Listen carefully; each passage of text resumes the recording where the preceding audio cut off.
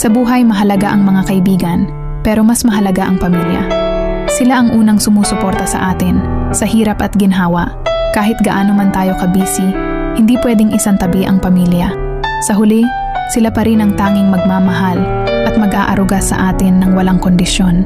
Kaya't huwag kalimutan, laging unahin ang pamilya dahil sila ang iyong unang tahanan at pinakamahalagang yaman sa buhay. Sa buhay mahalaga ang mga kaibigan, pero mas mahalaga ang pamilya. Sila ang unang sumusuporta sa atin, sa hirap at ginhawa. Kahit gaano man tayo kabisi, hindi pwedeng isantabi ang pamilya. Sa huli, sila pa rin ang tanging magmamahal at mag-aaruga sa atin ng walang kondisyon. Kaya't huwag kalimutan, laging unahin ang pamilya dahil sila ang iyong unang tahanan at pinakamahalagang yaman sa buhay.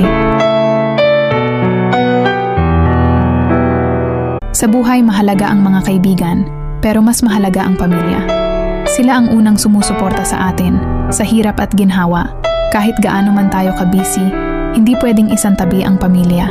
Sa huli, sila pa rin ang tanging magmamahal at mag-aaruga sa atin ng walang kondisyon. Kaya't huwag kalimutan, laging unahin ang pamilya dahil sila ang iyong unang tahanan at pinakamahalagang yaman sa buhay. Sa buhay mahalaga ang mga kaibigan, pero mas mahalaga ang pamilya. Sila ang unang sumusuporta sa atin, sa hirap at ginhawa. Kahit gaano man tayo kabisi, hindi pwedeng isantabi ang pamilya. Sa huli, sila pa rin ang tanging magmamahal at mag-aaruga sa atin ng walang kondisyon. Kaya't huwag kalimutan, laging unahin ang pamilya dahil sila ang iyong unang tahanan at pinakamahalagang yaman sa buhay. Sa buhay mahalaga ang mga kaibigan, pero mas mahalaga ang pamilya. Sila ang unang sumusuporta sa atin, sa hirap at ginhawa. Kahit gaano man tayo kabisi, hindi pwedeng isantabi ang pamilya. Sa huli, sila pa rin ang tanging magmamahal at mag-aaruga sa atin ng walang kondisyon.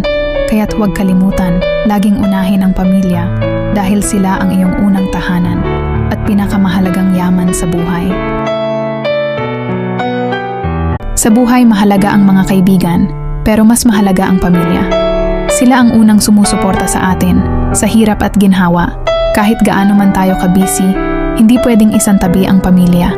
Sa huli, sila pa rin ang tanging magmamahal at mag-aaruga sa atin ng walang kondisyon.